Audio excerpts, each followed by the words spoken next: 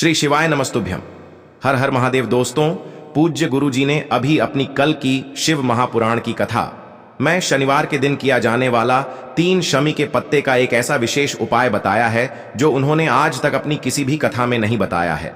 पूज्य गुरु जी ने कहा कि जब आपके हाथ तंग चल रहे हो, जब रुपये पैसे कहीं से प्राप्त ही ना हो पा रहे हो, जीवन में चारों तरफ से सिर्फ और सिर्फ परेशानियां आ गई हो, उनसे बाहर निकलने का कोई रास्ता ना दिखाई दे रहा हो, तो 8 मार्च 2025 शनिवार के दिन कर लेना 3 शमी के पत्ते वाला यह उपाय होगी। हर मनोकामना पूरी मिलेगी, सभी दोषों से मुक्ति, इतना धन आएगा कि संभाले नहीं संभलेगा। माता लक्ष्मी जी और महादेव जी के आशीर्वाद से पूरे साल धन बरसता रहेगा। दोस्तों, जैसा कि आप सभी लोग जानते हैं कि 8 मार्च 2025 यानी शनिवार को पड़ रही है फाल्गुन महीने की नवमी तिथि। और दोस्तों, यह वह तिथि है जो फाल्गुन महीने में पड़ने वाली सबसे बड़ी और फाल्गुन महीने की पहली नवमी तिथि है, क्योंकि यह शनिवार के दिन पड़ रही है और हमारे हिंदू धर्म में इसका बहुत ही बड़ा और विशेष महत्व होता है। पूज्य गुरु जी ने कहा है कि अगर कभी भी मौका लग जाए और फाल्गुन महीने की नवमी तिथि शनिवार को पड़ जाए तो आप लोगों को सिर्फ और सिर्फ 3 शमी पत्ते वाला उपाय तो अवश्य ही करना चाहिए, क्योंकि इन दोनों तिथियों का संयोग बहुत ही कम आता है।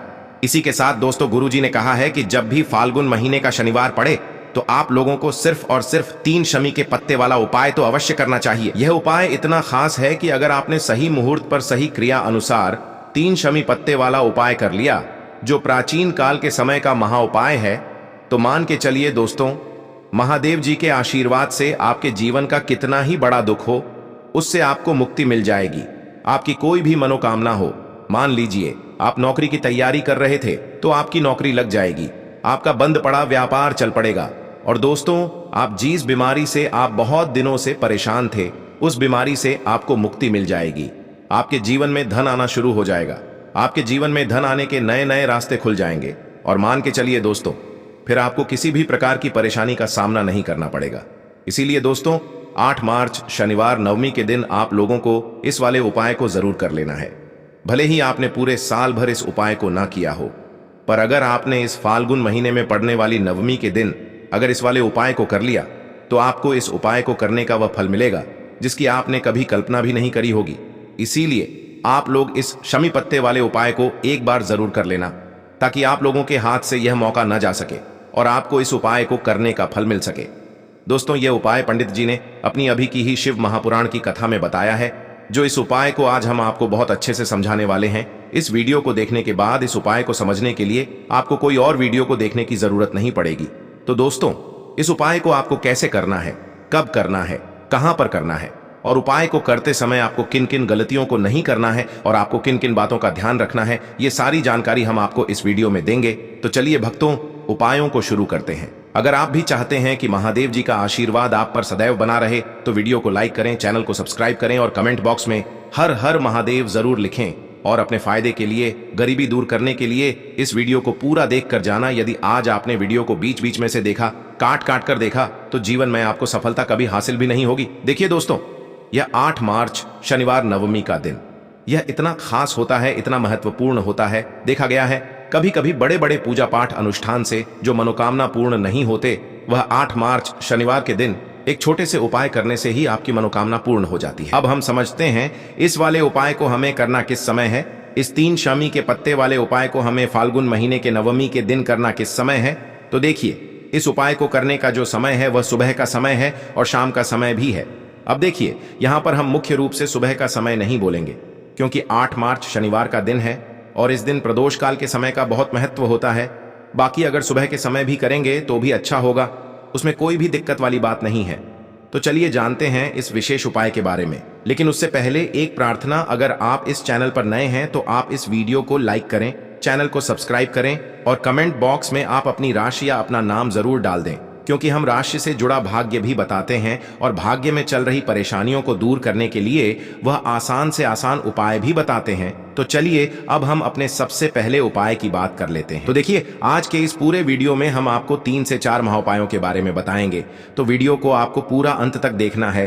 देखिए, पहला और दूसरा उपाय बहुत ही खास है, और तीसरे उपाय को करने से जो आपका अटका हुआ पैसा है, आपका जो अटका हुआ धन है, जो आपको मिल नहीं रहा है, तो वह आपको प्राप्त होगा और आपकी सारी समस्या समाप्त हो जाएगी और आपकी सारी मनोकामनाएं परिपूर्ण होगी। तो चलिए सबसे पहले हम जान लेते हैं पूज्य गुरुजी द्वारा बताए गए पहले महाउपाय के बारे में। इस उपाय के लिए सबसे पहले तो आपको मात्र 3 शमी पत्र लेने होंगे।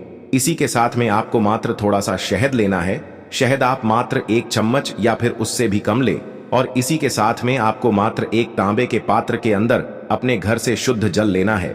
अब दोस्तों, मात्र इन तीनों सामग्रियों को लेकर के सीधे आपको पहुंच जाना होगा भगवान शिव के मंदिर में।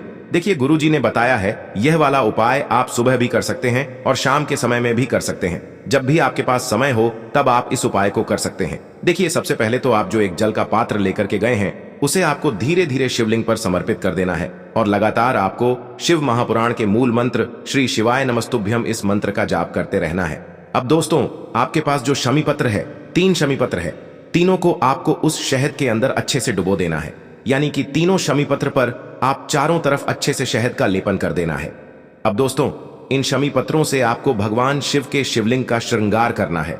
यानी कि आपको एक शमी पत्र शिवलिंग के ऊपर रख देना, यह दूसरा शमी पत्र आपको शिवलिंग के दाएं तरफ रख देना है, और तीसरा शमी पत्र आपको शिवलिंग के बाएं तरफ चिपका देना है। यह बात हमेशा ध्यान रखना कि डंडी का जो भाग होगा वह जलाधारी की तरफ रहेगा। इस प्रकार से आपको इन तीनों शमी पत्रों से भगवान के शिवलिंग का श्रृंगार करना है, और लगातार आपको श्री शिवाय नमस्तुभ्यम या फिर ओम नमः शिवाय इस मंत्र का जाप करते रहना है। उसके बाद में फिर आप जिस भी मनोकामना के लिए उपाय कर रहे हैं, चाहे आप धन की प्राप्ति के लिए यह उपाय कर रहे हैं, तो उससे आपको महादेव से परिपूर्ण करने के लिए प्रार्थना कर लेनी है। या फिर यदि आप व्यापार के लिए कर रहे हैं, अपनी नौकरी के लिए इस उपाय को कर रहे हैं, या फिर अपने संकटों को समाप्त करने के लिए यह उपाय कर रहे हैं, तो जो भी आपकी मनोकामना है उसे महादेव से परिपूर्ण करने के लिए आपको बोल देना है, और फिर आपको वापस अपने घर आ जाना है। पूज्य गुरुजी कहते हैं कि यदि आप इन शमी पत्र से, और वह भी शनिवार के दिन, शिवलिंग का श्रृंगार करते हैं, तो महादेव आपकी जो प्रार्थना है उसे बहुत ही शीघ्रता से स्वीकार करते हैं और आपकी सब मनोकामनाएं पूर्ण होने लगती हैं, और महादेव आपकी जिंदगी को भी श्रृंगार देते हैं। चलो अब बात करते हैं हमारे दूसरे उपाय की तरफ। देखिए, आगे बढ़ने से पहले वीडियो को एक लाइक जरूर करें। देखो, इस उपाय को करने के लिए सबसे पहले तो आपको 2 मिट्टी के दीपक लेने होंगे। अगर आपके पास मिट्टी के दीपक नहीं है तो आप आटे के दीपक भी तैयार कर सकते हैं, परंतु कोशिश करना कि मिट्टी के दीपक आपको मिल जाए, ठीक है। देखिए, अब मिट्टी के दीपक जब भी आप ले रहे हो तो आपको एक बात का विशेष रूप से ध्यान रखना है कि मिट्टी के जो दीपक है वो कहीं से भी टूटे हुए या फिर खंडित नहीं होने चाहिए। देखो, आपको विशेष ध्यान रखना है कि आपको खंडित दीपक नहीं लेना है। इसी के साथ में आपको लेना होगा शुद्ध देसी गाय का घी।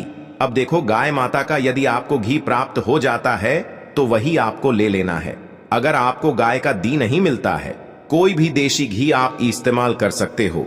देखिए, अब आपको क्या करना है, आपको 2 चम्मच शुद्ध घी लेना है। क्योंकि आप 2 दीपक ले रहे हैं तो आपको 2 चम्मच शुद्ध घी लेना है। देखिए, घी से दीपक प्रज्वलित करने से हमारे जीवन की जो संकट है, कष्ट है और बाधाएं हैं, वह सभी दूर होती हैं और नकारात्मक ऊर्जा घर से बाहर जाती है। और घी से दीपक प्रज्वलित करने से बहुत अधिक लाभ होता है। और इसी के साथ में आपको लेनी होगी गोल बाती। आपको मात्र 2 गोल बाती लेनी होगी।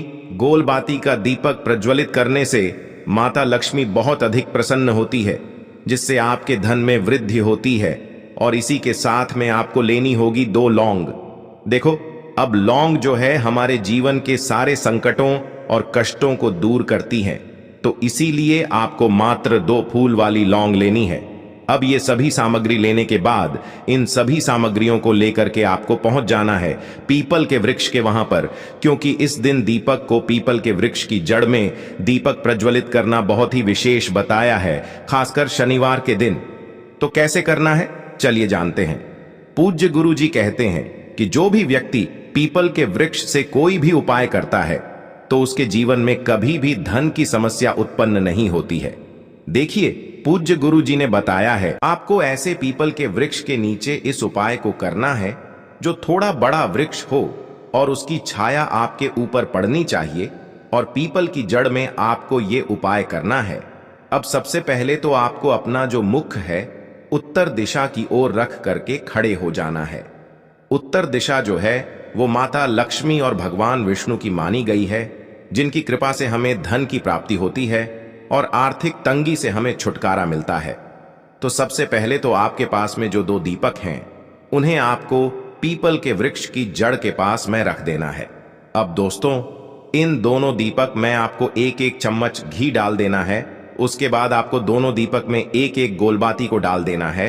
इसके बाद आपको पीपलेश्वर महादेव का नाम लेकर के और अपनी नाम और गोत्र को बोल करके दोनों दीपक को आपको प्रज्वलित कर देना है।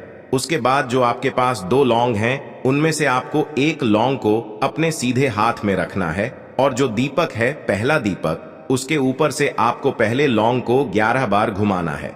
देखिए, यदि आप 11 बार घुमा रहे हैं तो आपको 11 बार ओम महालक्ष्मी नमः इस मंत्र का जाप कर लेना है और आपको अपना नाम और गोत्र को बोल करके आपको धन की प्राप्ति हो, धन की जितनी भी समस्याएं हैं वह सभी दूर हो, ऐसे आपको प्रार्थना कर लेनी है। और ये जो पहली लौंग है इसे आपको दीपक के अंदर डाल देना है। अब इसके बाद आपको दूसरी लौंग को भी लेना है और बाएं वाले दीपक के ऊपर से भी आपको इससे लौंग को 11 बार घुमा देना है और 11 बार आपको ओम नमो भगवते वासुदेवाय नमः इस मंत्र का जाप कर लेना है। उसके बाद इस जलते हुए दीपक मैं आपको अपना नाम और अपनी गोत्र को बोल करके इस जलते हुए दीपक में ये लौंग आपको डाल देनी है। देखिए, पूज्य गुरु जी कहते हैं, देखिए, जो भी व्यक्ति इस उपाय तिथि पर कर लेता है उसके जीवन में कभी भी धन से जुड़ी समस्या उत्पन्न नहीं होती है। उसका जो सोया हुआ भाग्य है वह चमक उठता है और धन की देवी माता लक्ष्मी की प्राप्ति होती है। अब दोस्तों, हम जान लेते हैं पूज्य गुरु जी द्वारा बताए गए तीसरे विशेष उपाय के बारे में। तो ये उपाय भी आपको अवश्य करना चाहिए। देखिए, यदि आप चाहते हैं कि आपके जीवन में चारों दिशाओं से धन की कोई भी कमी न हो, यानी कि आपके जीवन में चारों दिशाओं से धन के जो स्रोत है वो बंद ना हो और चारों दिशाओं से आपके घर में आपके जीवन में धन आए, तो आपको आज के दिन ये उपाय करना चाहिए। आज के दिन पीपल के वृक्ष में भगवान विष्णु और माता लक्ष्मी का निवास होता है। पीपल के वृक्ष में देखिए, आपको एक चौमुखी दीपक लेना है। आप माटी का दीपक भी ले सकते हैं और आटे का दीपक भी आप बना सकते हैं। देखिए, दीपक के अंदर आपको 4 बातियों का प्रयोग करना है। साथ ही साथ दीपक में आपको घी का प्रयोग करना है। अगर घी आपके पास नहीं है तो आप तिल के तेल का प्रयोग भी कर सकते हैं और साथ में आपको एक चुटकी हल्दी भी लेनी है होगी। अब देखो, ये जो चौमुखी दीपक है आपको पीपल के वृक्ष के वहां पर लेकर के पहुंच जाना है। देखिए, ये जो दीपक है आपको माता लक्ष्मी के निमित्त प्रज्वलित करना है, इसलिए आपको ओम महालक्ष्मी नमः इस मंत्र का वहां पर 108 बार जाप करना है। पीपल के वृक्ष के वहां पर यह जो चौमुखी दीपक है आपको उत्तर दिशा की ओर अपना मुख करके प्रज्वलित करना है। यह दीपक आपके घर में सुख समृद्धि प्रदान करेगा और आपकी जो दरिद्रता है उसे दूर करेगा। तो इस प्रकार से आपको यह दूसरा उपाय कर लेना है। अब दोस्तों, हम सबसे अंत में जान लेते हैं चौथे चमत्कारी उपाय के बारे में। ये उपाय विशेषकर रोग मुक्ति के लिए होने वाला है। देखिए, इस उपाय के लिए आपको मात्र थोड़ा सा शहद ले लेना है और इसी शहद के साथ में आपको मात्र 1 लोटा शुद्ध जल लेना है। तांबे के पात्र के अंदर अपने घर से अब सिर्फ ये दोनों सामग्री लेकर के सीधे आपको पहुंच जाना है भगवान शिव के मंदिर में। पूज्य गुरु जी ने बताया है कि शनिवार के दिन पर आप ये उपाय सुबह के समय भी कर सकते हैं और शाम के समय में भी कर सकते हैं। देखिए, सबसे पहले तो आप जो ये शहद लेकर के गए हैं, इस शहद से आपको माता अशोक सुंदरी वाले स्थान पर ओम का निर्माण कर देना है। यह जो ओम है आपको अपने सीधे हाथ की चिटी उंगली के पास वाली उंगली, अनामिका उंगली, उसी से बनाना है। और इसके बाद जो आपके पास एक लोटा शुद्ध जल है, इससे भी आपको धीरे धीरे भगवान शिव के शिवलिंग पर अर्पित करते जाना है। श्री शिवाय नमस्तुभ्यम इस मंत्र का जाप करते हुए पूज्य गुरु जी ने बताया कि जल आपको बिल्कुल धीरे धीरे समर्पित करना होगा और समर्पित करते हुए आपको कम से कम 11 बार या फिर 21 बार श्री शिवाय नमस्तुभ्यम इस मंत्र का जाप कर लेना है। लेकिन जैसे ही ये जल शिवलिंग से होकर के जलाधारी की ओर बह करके आएगा तो इस जल को आपको उसी पत्र में थोड़ा सा जल लेना है और यह जल आपको महादेव से औषधीय स्वरूप प्राप्त कर लेना है। आपको महादेव से प्रार्थना कर लेनी है कि है महादेव, मैं इस जल को औषधीय स्वरूप अपने घर लेकर के जा रहा हूं। मेरे परिवार के सदस्यों के शरीर में बीमारी हो चुकी है, उस बीमारी को ठीक करने के लिए आप इस जल को औषधीय स्वरूप बना दीजिए। इस प्रकार से प्रार्थना करते हुए यह जल आपको अपने घर लेकर के आ जाना है। अब दोस्तों, इस जल का आपको उस व्यक्ति को आचमन करवाना है जो व्यक्ति बहुत अधिक बीमार है, यानी कि थोड़ा थोड़ा जल आपको उस व्यक्ति को आचमन करवा देना है। पूज्य गुरु जी ने बताया है कि जो भी व्यक्ति इस जल का आचमन कर लेता है उसका सभी रोग और बीमारी दूर हो जाती है। तो दोस्तों, इस वीडियो में हमने पूज्य गुरु जी द्वारा बताए गए 3 महा उपाय बताए हैं जो आपको अवश्य करने हैं। अगर आपको उपाय को लेकर कुछ भी पूछना है कमेंट बॉक्स में पूछ सकते हैं। उपाय को लेकर कोई भी गलती ना करे। हर हर महादेव, ओम नमः शिवाय की बात कर लेते हैं, जो कि है तुलसी जी के पत्तों का बहुत ही चमत्कारिक उपाय। देखिए, हम सभी के घरों में माता तुलसी का पौधा अवश्य ही होता है। तो देखिए, हमें तुलसी जी के पौधे से सबसे पहले तो 3 पत्ते तोड़ने हैं। तो देखिए, तुलसी जी के आपको 3 पत्ते तोड़ लेने हैं और इन तुलसी जी के पत्तों को तोड़ने के बाद आपको एक छुटकी हल्दी भी अपने साथ में लेनी है। हल्दी के अंदर आपको जल मिलाकर के पेस्ट के रूप में तैयार करना है और इसी के साथ में आपको एक दीपक भी लेना होगा। दीपक आप मिट्टी का भी ले सकते हैं, आटे का भी ले सकते हैं और इस दीपक में आपको शुद्ध घी डाल करके इसमें आपको लंबी रुकी बाती का प्रयोग करना है। देखिए दोस्तों, आपके पास है 3 तुलसी जी के पत्ते। तो पहला जो तुलसी जी का पत्ता है उस पर आपको सबसे पहले तो जो आपने हल्दी ली है उसकी एक बिंदी लगानी है। और पहला जो तुलसी जी का पत्ता है, आपके घर में भगवान विष्णु का चाहे कोई सा भी स्वरूप हो, चाहे लड्डू को गोपाल जी का स्वरूप हो, या फिर भगवान कृष्ण की आपके मंदिर में प्रतिमा हो, या फिर भगवान श्री राम की प्रतिमाएं, उनके सामने आपको पहला तुलसी जी का पत्ता अर्पित करना है। अब देखिए दोस्तों, आपके पास जो 2 तुलसी जी के पत्ते हैं और आपके पास जो एक दीपक हैं, इन्हें आपको लेकर के पहुंचना है अपने ही घर में तुलसी जी के पौधे के पास में। देखिए, सबसे पहले तो आपके पास जो 2 तुलसी जी के पत्ते हैं उन पर भी आपको हल्दी की एक एक बिंदी लगानी है और उन दोनों ही तुलसी जी के पत्तों को आपको अपने घर में तुलसी जी के पौधे के वहां पर ही अर्पित कर देने हैं। और इस प्रकार से यह दोनों पत्ते भी तुलसी जी के पौधे के पास में अर्पित करने के बाद अंत में जो आपके पास एक लंबी बाती का दीपक है, इसे आपको तुलसी जी के पौधे के पास में ही प्रज्वलित कर देना है। जो भी व्यक्ति अपने ही इस प्रकार से तुलसी जी के 3 पत्तों का यह उपाय कर लेता है तो उसका परिवार हमेशा खुश रहता है। उसके परिवार में कभी भी कोई भी संकट उत्पन्न नहीं होता है और यदि आपके घर में जो भी ग्रह क्लेश हैं वह भी समाप्त होते हैं।